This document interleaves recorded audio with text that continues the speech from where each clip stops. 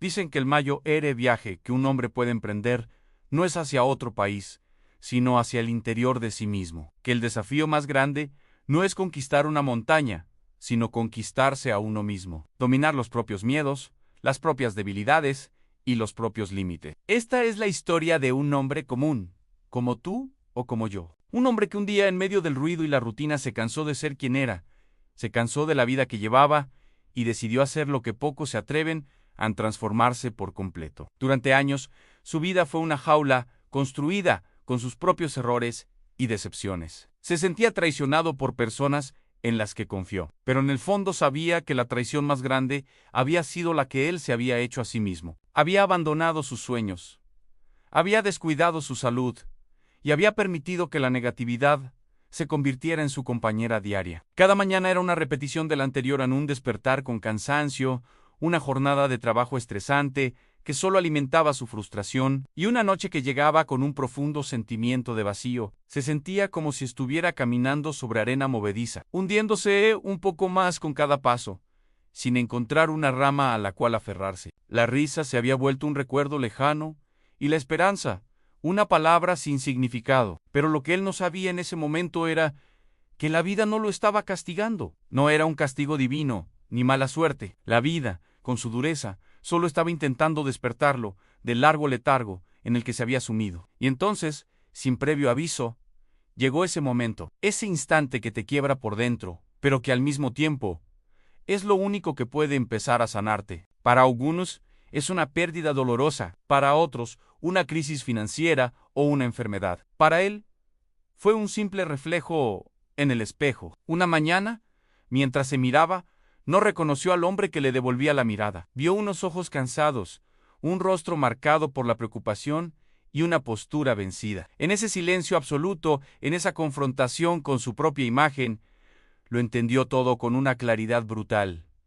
Nadie iba a venir a salvarlo, ni su familia, ni amigos, ni un golpe de suerte. La caballería no estaba en camino. Si quería un cambio, si anhelaba una vida diferente, tendría que construirla él mismo, ladrillo a ladrillo, desde las ruinas de lo que era. Y una voz en su interior, que llevaba mucho tiempo callada, susurró con una fuerza que no sabía que tenía: no puedo seguir así, tengo que cambiar. Aunque duela. El cambio no comenzó con un acto heroico, ni con una transformación milagrosa de la noche a la mañana. No empezó corriendo maratones, ni devorando 100 libros en una semana. Empezó por lo más pequeño, pero también lo más difícil, el primer paso. Decidió levantarse 30 minutos antes cada día. En lugar de quedarse en la cama lamentándose, usó ese tiempo para caminar, para sentir el aire fresco de la mañana. Empezó a leer, aunque fuera solo una página al día. Comenzó a ordenar su casa, un cajón a la vez,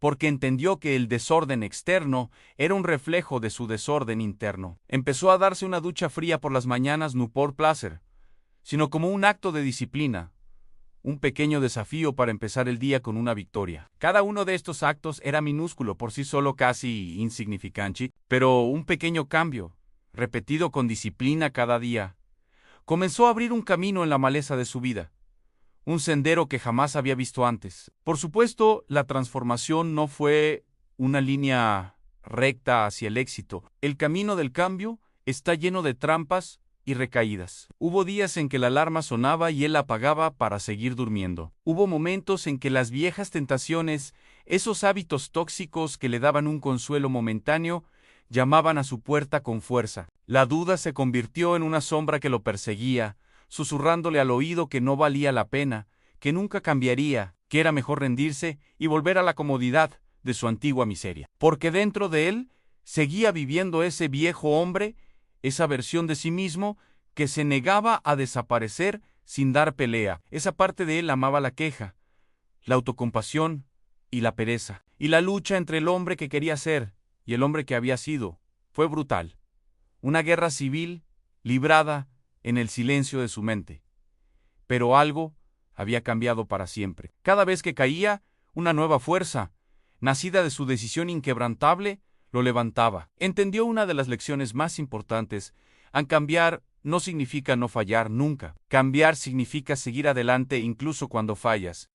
Poco a poco, casi sin que se diera cuenta, los pequeños cambios comenzaron a sumar. La disciplina de levantarse temprano fortaleció su mente. El ejercicio constante empezó a esculpir un nuevo cuerpo, uno más fuerte y enérgico.